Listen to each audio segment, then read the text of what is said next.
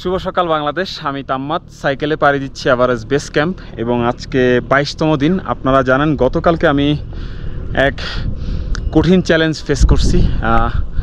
কংমালা pass উঠতে গিয়ে খুবই কষ্ট হয়েছে উঠতে, এবং নামতেও যে খুব মজা লাগছে তা না, খুবই কষ্ট হয়েছে আইসের দিয়ে নামতে। অ্যান্ড কালকে রাতে সাইকেল নিয়ে আমাকে মুভ করতে হয়েছে প্রায় 11টা পর্যন্ত। 11টা বাজে হচ্ছে আমি এই লবুচেতে আসছি, পরে এই হোটেলটাতে উঠছি।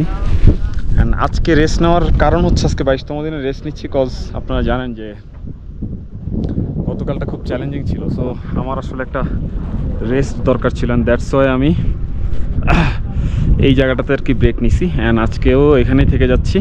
সো গতকালকে রাত থেকে কালকে সকাল পর্যন্ত আপনার এখানে টোটাল বিল আসতেছে প্রায় 12,000 সামথিং।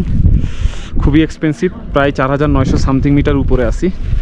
অ্যান্ড এখানে মোবাইল, ল্যাপটপ সব ডিভাইস চার্জ দিতে আমার প্রায় 4,000 টাকা যাচ্ছে গা। আর প্রত্যেকটা মিল, ডাল ভাত হচ্ছে 1100, চিকেন মিল 1300। সো বুঝতে পারতেছেন খুবই এক্সপেন্সিভ একটা জায়গায় আছি। অ্যান্ড হোপফুলি কালকে সকালটা খুব ইন্টারেস্টিং হবে, বিকজ কালকে ইনশাল্লাহ সব কিছু ঠিক থাকলে, আমি সুস্থ থাকলে, একটু জ্বর ফিল হচ্ছে কালকে, যার যেহেতু অনেক পরিশ্রম গেছে সম্ভবত এই কারণে, I don't know.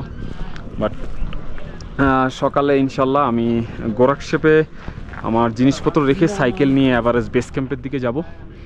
And base camp আশা করা যাচ্ছে যে কালকে 23তম দিনে আমরা এভারেস্ট বেস ক্যাম্পে পৌঁছে যাব।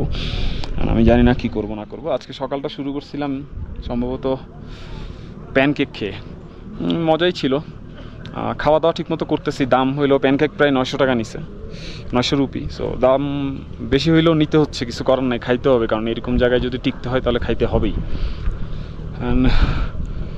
খুবই পরিশ্রম হচ্ছে আসলে, মানে নিতে পারতেছি না। এই ফেজ 3টা যতক্ষণ না শেষ হচ্ছে ততক্ষণ আসলে আরাম বইলা শরীরে কোনো কিছু থাকবে না। সো এই ফেজ 3টা খুবই ডিফিকাল্ট হচ্ছে। সো কেবলমাত্র 3টা অ্যাচিভমেন্ট গেছে, পিক অ্যান্ড দেন গেল আমাদের চুখুংরি পিক, অ্যান্ড গেল কংমালা পাস। অ্যান্ড কালকে ইনশাল্লাহ এভারেস্ট বেস ক্যাম্প হয়ে যাবে আশা করা যাচ্ছে। অ্যান্ড পরশু ইনশাল্লাহ কালাপাত্থার সামিট করবো 5,500 মিটার। এই তো এইভাবে চলতে থাকবে। ফেজ 3টা শেষ হয়ে গেলে আশা করতেছি চাপ কমে যাবে। সো আজকে 22তম দিন আসলে খুব একটা এদিক সেদিক কোনো কিছুই করতেছি না, জাস্ট খাওয়া দাওয়া করতেছি আর আশেপাশে এই টুকটাক হাঁটাহাঁটি করতেছি। খুব সুন্দর একটা লোকেশন। অ্যান্ড সম্ভবত কালকে আমরা এদিকে যাব, আমি যতটুকু জানি।